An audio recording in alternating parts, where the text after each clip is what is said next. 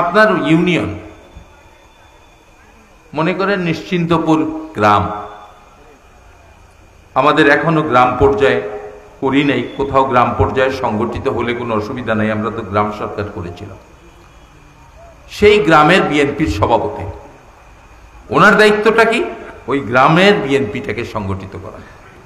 ইউনিয়নের সভাপতির দায়িত্বটা, ওয়ার্ডের সভাপতির দায়িত্বটা হচ্ছে ওয়ার্ডটাকে সংগঠিত করা, ইউনিয়নটাকে করা, উপজেলা উপজেলাকে করা, জেলা জেলাকে করা, কেন্দ্র কেন্দ্রকে করা।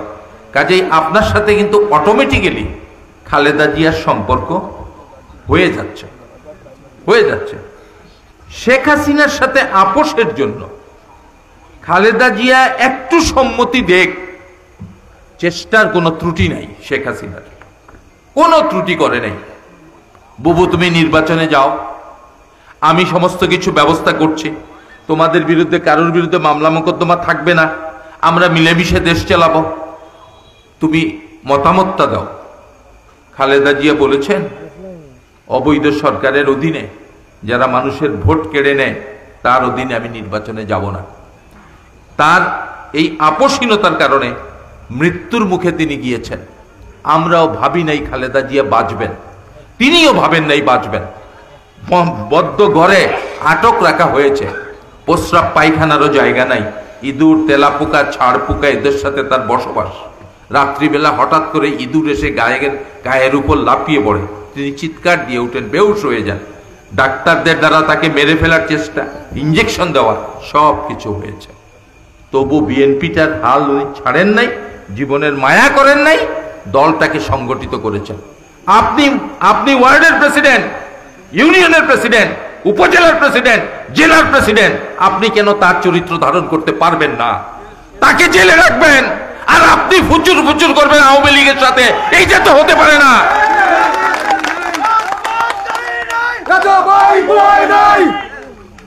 কোন ব্যক্তির নামে স্লোগান দেবেন না, দিতে হইলে খালেদা জিয়ার নামে দেবেন, তারেক রহমানের নামে দেবেন। এখন আসেন, আপনি দল সংগঠিত করবেন, দলের দায়িত্ব নেবেন, দায়িত্বপ্রাপ্ত হয়েছেন। কেন রাজপথের আন্দোলন হয় নাই? 17 বছরে মানুষকে হত্যার মুখোমুখি করিয়েছেন হাসিনার দ্বারা, পতন ঘটাতে পারি নাই কেন? হিসাব করে দেখেন, কেন পারি নাই? দায়িত্বপ্রাপ্ত হয়েছি, দায়িত্ব পালন করি নাই। আন্দোলনের ডাক এসেছে, আমি অসুস্থ। যখন সরকারকে উৎখাত করতে হবে, রাজপথের দামামা বাজছে, তখন আপনি আপনার মোবাইল বন্ধ, আপনাকে পাওয়া যায় না। এইভাবে হবে না, দলটাকে সংগঠিত করেন। এখন হাসিনা নাই, আর হাসিনার প্রেতাত্মারা আছে।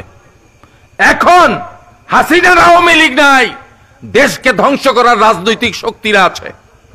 এখন জুলুমবাজরা নাই, পুলিশ ধরে নিয়ে তারেক রহমানকে যেভাবে ফ্যানের সাথে লটকিয়ে মেরে কোমর ভেঙে ফেলেছে, সেই ধারা নাই, কিন্তু নির্যাতন, অত্যাচার, টর্চার আছে। আওয়ামী লীগের মানুষকে ধরে নিয়ে গেলে আপনি বিএনপির মানুষ সুপারিশে যান কেন? আপনি কি ভাবেন নাই? আপনি কি ভাবেন নাই আপনার নেত্রীকে মেরে ফেলার চেষ্টা করেছে? আপনি কি উপলব্ধি করছেন না আপনার নেতা তারেক রহমান তাকে দেশে আসতে দেয় না?